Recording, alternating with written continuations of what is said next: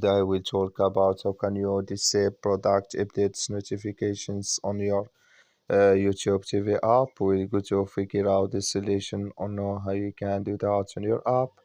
So you just follow these ways, then it's going to work with you. All you have to do in first, you just go down, you go here above your photo profile, click on it.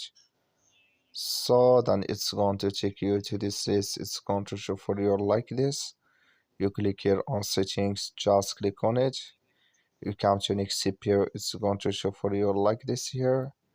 Then you click on notifications here, just click on it.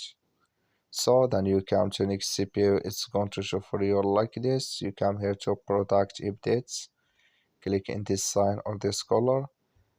You click on turn off. Like you see color, it's gone. That's mean product updates notifications disable with us now. That's all you have to do. That's all. Thank you for watching. Don't forget to support us by like